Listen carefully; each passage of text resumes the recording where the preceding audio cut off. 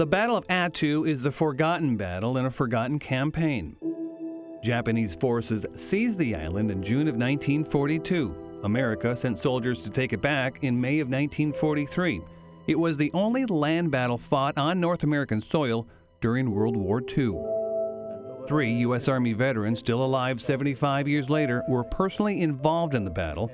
95-year-old Joe Sasser served with the U.S. Army's 50th Combat Engineers. Had been the postmaster. Roy Dover, also in his 90s, was a demolition expert. Building roads and pushing snow. Alan Serrell, now 102 years old, worked in communications with the Signal Corps. I got involved with the Alaska communications system. Alan Serrell was part of the team that helped crack some of the encoded Japanese naval codes. It gave the date, the time, where it was coming from, where it was destined and going to. Serrell also recalls being thrown into combat and the difficult time U.S. soldiers had landing on Attu. But while we were there, the Japanese evidently thought it was useful to just hang around on the beaches. Once on the island, Serrell says it was strictly man-to-man combat. We just heaved grenades into their trenches.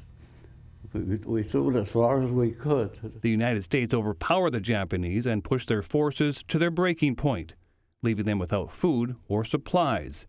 With no options left, the Japanese mounted a surprise banzai attack. If they were able to walk, all of the men they had came across that valley. They came screaming and hollering. Some of them had grenades wrapped around their heads so they could pull a pin and kill themselves. But at the same time, I get nervous over this. And at the same time, kill as many of the Americans that were up on top of the hill. They came across to fight and to give up their lives. Lives were lost, and those not lost were changed forever. Some were sort of slow getting out of their pup tents, and they got bayoneted.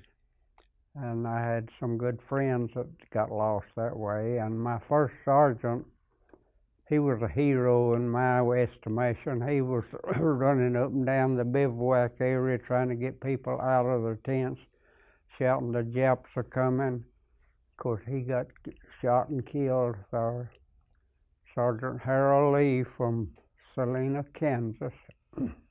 Moments that still haunt these men 75 years later. If you knew how much sleep I lost, I wake up in the middle of the night and I can't go back to sleep.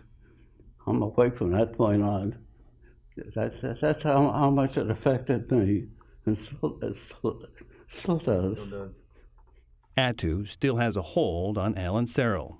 Stories they mostly keep to themselves to shield the pain from the ones they love the most. He didn't share it with his wife, he didn't share it with my mother as she was growing up with him, he didn't share it with us. These are some of the pages from Alan's past that his granddaughter, Jillian Luckner, and other family members are now just getting a glimpse of. It's been eye-opening and, emotional and a little frightening to have known that he's kind of kept that inside for all these years and not been able to share it. So this has been a really nice space. Of the 2,600 Japanese soldiers on Attu, only 28 survived by surrendering. Over 2,000 Americans were either killed, wounded, or suffered a psychiatric breakdown.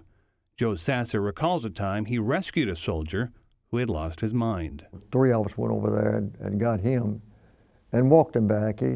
Like a child, he followed us just like a boy with his father. These men are some of the forgotten heroes of World War II. I don't normally talk about the Engineer Hill.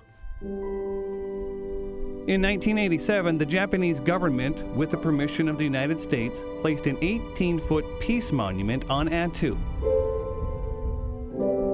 It was updated in 2003 and honors all Japanese and Americans who died in the Aleutians during World War II.